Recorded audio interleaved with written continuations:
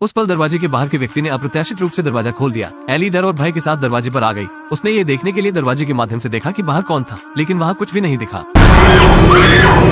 उसने मेज पर कैंची पकड़ ली और दरवाजे पर चाकू मारा। आखिरकार उसने बाहर के इंसान को डरा दिया। एली ने जल्दबाजी में दरवाजा बंद कर दिया। वो उस पल में घबरा गई थी। बड़ा बेटा अपने कमरे से बाहर आया जब वो अपनी माँ के कमरे के पास से गुजर रहा था, तो उसने अपनी माँ को अंदर चिल्लाते हुए सुना। जैसे ही वो अंदर जाने और पूछने वाला था, जब उसने अपने बेटे को चिल्लाते हुए सुना, तो एली कमरे से बाहर निकली और फिर बड़े बेटे के कमरे में आ गई। वो उससे पूछने वाली थी आखिर क्या हुआ, लेकिन बड़ा बेटा डर के कारण दरवाजा नहीं खोल रहा था। एली को दूसरी चाबी की तलाश के लिए नीचे जाना पड़ा और सुरक्षा के लिए एक चाकू को उठा लिया। जब उसने अपने बड़े बेटे का दरवाजा खोला, तो सबसे बड़े बेटे ने उसे बताया कि वो नहीं चिल्ला रहा था। एली जल्दी से अपने छोटे बेटे के कमरे में पहुंची। छोटे बेटे ने कहा कि वो नहीं जानता कि उसके भाई के साथ क्या हुआ। अचानक उसके कमरे में आ गया और उसे डरा दिया। एली को लगा कि घर बहुत अजीब है, इसलिए उसने पुलिस को बुलाया, लेकिन पुलिस ने पूरे घर की जांच करने के बाद उन्हें किसी दूसरे व्यक्ति का कोई निशान नहीं मिला। उन्होंने ये भी सोचा कि एली मानसिक रूप से बीमार थी, इसीलिए उसने पुलिस को बुलाया। जैसे ही पुलिस चली गई,